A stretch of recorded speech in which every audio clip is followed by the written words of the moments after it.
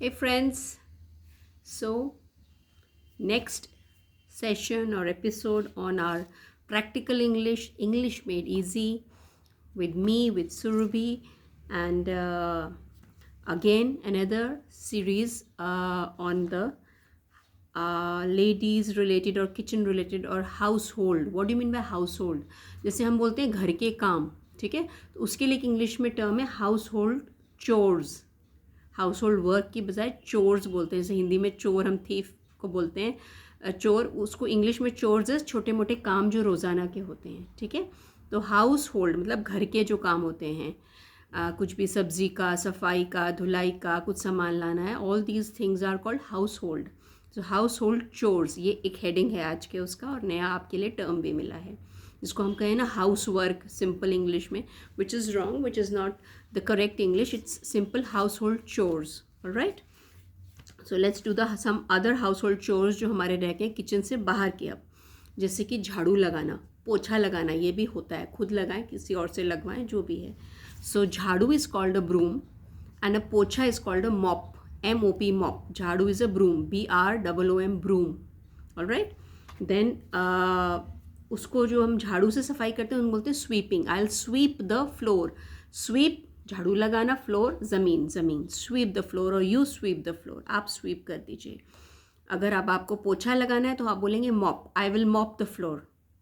ठीक है, तो स्वीप मॉप दोनों की सफाई हो रही है, लेकिन अलग अलग टर्म है. जैसे इंग्लिश हिंदी में वैसे ही इंग्लिश में भी है. नेक्स्ट इज़ आप झाड़ पोंछ करते हैं, उसको हम बोलते हैं dusting.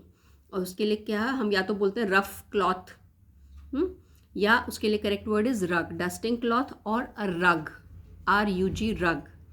Alright, that is called. रग के कई मीनिंग्स होते हैं. कई बार एक मोटा कपड़ा होता है जिसको मोड़ते हैं कंबल टाइप, उसको भी रग बोल देते हैं. देन रफ क्लॉथ डस्टिंग वस्टिंग साफ सफाई को, उसको भी रग बोल देते हैं. तीसरा हो जाता है हम बिछाते हैं जो कारपेट्स, कालीन, तो अगर वो रफ मोटा सा होता है, बहुत फाइन क्वालिटी का नहीं होता है, मोटा ऊन का बना हुआ या जूट का बना हुआ, उसको भी हम लोग रग बोल सकते हैं. ठीक है, सो रग हैज़ लॉट ऑफ मीनिंग्स. इसको नोट, 3 मीनिंग्स मैंने रग के आपको बताए हैं. रफ क्लॉथ जो डस्टिंग वस्टिंग के लिए काम में आता है, तो डस्टिंग का एक जॉब हो गया. देन जाले वगैरह लगे होते हैं घर में, छुटाने होते हैं, उसको हम बोलते हैं वेब्स, वेब क्लीनिंग. तो उसको हम वेब, अभी जनरली वेब आप लोग नेट में वेबसाइट में सुनते हैं, लेकिन ये एक्चुअली फर्स्ट क्लासिक इंग्लिश का वर्ड जो आजकल भी घर की चीज़ों के लिए काम में आएगा. तो दैट इज़ वेब इज़ जाला.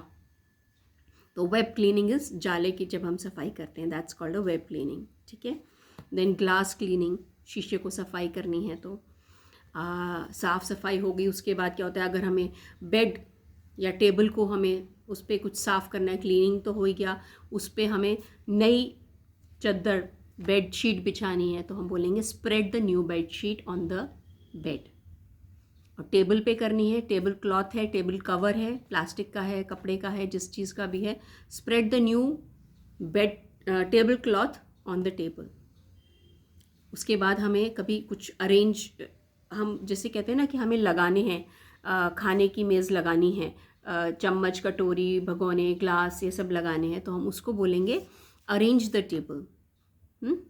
दूसरा इससे और एकदम जिसे कहना चाहिए स्पेसिफिक और smart expression, to the point, एकदम सटीक precise expression is lay the table. Lay the table for lunch, breakfast, dinner, जिस भी चीज़ के लिए आप बैठ रहे हैं. लंच इज़ दोपहर का खाना, ब्रेकफास्ट इज़ मॉर्निंग का नाश्ता, डिनर इज़ रात का खाना. कई लोगों को इसमें भी कन्फ्यूजन होता है, मैंने पाया है, तो वो प्लीज़ आप नोट कर लीजिएगा. ठीक है, सो ले the table you can say, और अरेंज द टेबल. और जब आप उसका कवर या कोई बिछाते हैं तो उसको हम कहते हैं स्प्रेड इट. ऑलराइट, या क्लीन करना है तो क्लीन, चाहे वो टेबल का हो रहा हो तो टेबल क्लॉथ कहेंगे, बेड का है तो बेड शीट बोलेंगे उसको. ठीक है, alright. Then arrange is also in other word. अगर आप ले भूल जाते हैं ले द टेबल, तो अरेंज इज लगाना ढंग से. इसी तरह वो हम लगाने को उसको भी कह सकते हैं. हमें कोई अलमारी अगर लगानी है, कपड़ों की लगानी है, बर्तन की लगानी है, तो I have to please arrange the अलमीरा. इंग्लिश में अलमारी नहीं बोलते, उसको अलमीरा बोल देते हैं. ठीक है, और कपड़ों की अलमारी के लिए स्पेशल एक वर्ड होता है, that is called a wardrobe. WARD, ward, ROBE, रोब. सिर्फ जहाँ पे हमारे कपड़े, कलेक्शन ऑफ हमारे कपड़े होते हैं, so that's called a wardrobe. या हमारा पूरा कलेक्शन ऑफ कपड़े होता है, वो भी हम कह सकते हैं my wardrobe. I have to change my wardrobe, और I have to arrange my wardrobe. तो उसको लगाना है ढंग से, या हमें नए कपड़े अब सेट बदलना है, ये हटाना है, वो करना है, तो विल से दैट इज़ कपड़ों की अलमारी स्पेशली या कलेक्शन को वार्डरोब बोला जाता है. Alright, next is what we can say is, ठीक है, अब ये हो गया. अब हम किसी के लिए खाना वाना लगा रहे हैं, गेस्ट्स के लिए है, या अब इवन हमारे घर में ही लोगों के लिए, तो हम उसकी जो लिस्ट ऑफ खाना या प्लान होता है, तो उसको कई लोग स्पेलिंग MENU होता है, आप रेस्टोरेंट में जाते हैं मीनू बोलते हैं, वो लिखा होता है, लेकिन उसकी इंग्लिश में pronunciation is menu. Correct pronunciation is menu. Right, so what is the menu? Plan the menu for the kitty party, for the dinner party, or for the guests. We can just say like let's plan it कि हम क्या क्या करेंगे. अब उसमें क्या होता है, किस टाइप के खाने रखेंगे, हम पिज़्ज़ा और बर्गर रखेंगे, या हम छोले भटूरे रखेंगे, या हम नूडल्स रखेंगे. इसको बोलते हैं, हाँ, ये अलग अलग टाइप के. जी, अच्छे से नूडल्स हैं वो चाइनीज़ हैं, पिज़्ज़ा और बर्गर जो हैं वो वेस्टर्न हैं. Then pizza is actually western में भी Italian, burger is American. Alright, then अगर हम इडली डोसा लगते हैं वो साउथ इंडियन है, छोले भटूरे नॉर्थ इंडियन है या पंजाबी हैं. तो ये एक अलग अलग जगह के खास स्टाइल के खाने हैं.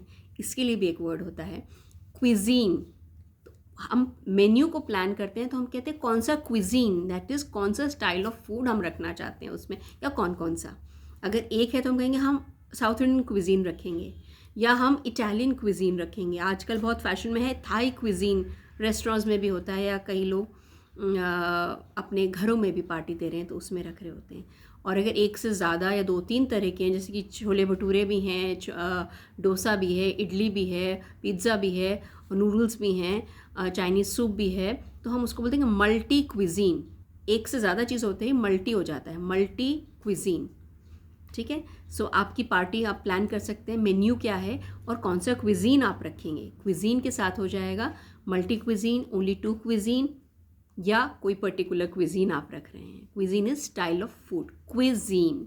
राइट, या आप किसी रेस्टोरेंट्स पे भी लिखा देख सकते हैं तो अब आप समझ सकते हैं या किसी को बोल सकते हैं. ठीक है, next I would say is towards the end हम जा रहे हैं कि अगर हम पार्टी रखते हैं तो हम जब प्लान कर रहे हैं मेन्यू, तो उसमें क्या होता है कि आप उसको छोटा सा रखना है, सिर्फ छोटी मोटी खाने की चीज़ें रखनी है, या कुछ हैवी खाने का दाल चावल रोटी ऐसा भी रखना है कि पेट भरा हो जिसे कहते हैं, मीठा रखना है नहीं रखना है, कुछ पीने को रखना है नहीं. इन चीज़ों को बोला जाता है course. How many courses you want in your party और इन योर डिनर. कोर्स कि अगर आपको सिर्फ कोई आता है, सबसे पहले आप कुछ पीने को देंगे, नींबू पानी देंगे, शरबत देंगे, हाँ, वट एवर, कोल्ड ड्रिंक देंगे, जूस देंगे. So these are called a welcome drink. This becomes first course. पहला जो पड़ाव है that is called first course, welcome drink. Then generally एक बड़ी पार्टी का मैं बता देती हूँ शॉर्ट में, आप उसको कितना भी कम कर सकते हैं, इस सेकंड कोर्स. सेकंड कोर्सेज जब आप स्नैक्स वगैरह देते हैं, जैसे थोड़ा सा ड्राई मंचूरियन हो गया, स्प्रिंग रोल हो गया, या आपने टिक्की दे दी, थोड़ी सी ढोकला दे दिया, वट एवर लाइक दैट. हल्के स्नैक्स जिसको हम पुराने ज़माने से बोलते हैं, उसके लिए नए ज़माने में word is starters. They are called starters. So welcome drink, then there are some starters, and then there is the third courses of the main meal. Main meal is something पेट भराओ, दाल चावल रोटी है, छोले भटूरे हैं, डोसा इडली सांभर है, ऑलराइट, और you have full 2-3 तरह के pizza हैं, heavy burgers हैं, जिससे कि अगर वो है तो वो अगर आपको करना है कि वो एक मेन उसी से मील होना है, तो वो वाला हैवी जो भी ये फॉरेन होते हैं, वेस्टर्न डिशेस में होता है. Right, then then the last will be मिठाई. मीठा होता है, उसके लिए एक बहुत अच्छा वर्ड है, that is a dessert. English में उसको हम बोलते हैं डेसर्ट. तो this will be the 4th course. Right, this will be the 4th course. और कई बार इसके बाद आप 5th कोर्स भी रख सकते हैं, which is the mouth fresheners और डाइजेस्टिव, लाइक द चूरन और द पान्स और द सौंफ etcetera etcetera, these kind of things की आखिर में जो हज़म करने को. तो इस तरह से मैंने आपको 5 कोर्स मील के बारे में बता दिया है.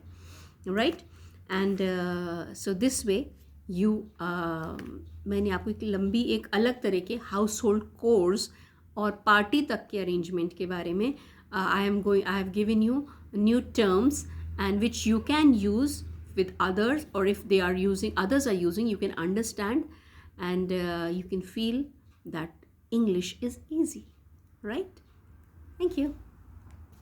Keep on sharing and please commenting. I love your comments, and if there's any other suggestions on topics, please give them. मैं अपनी तरफ से तो सोच ही रही हूँ, आप इनफॉर्मली फ़ोन से मुझे बोलने के बजाय अगर कमेंट्स में डालेंगे तो और लोगों के साथ भी शेयर होगा, वो भी करेंगे. Please do that. I request my friends. Thank you so much.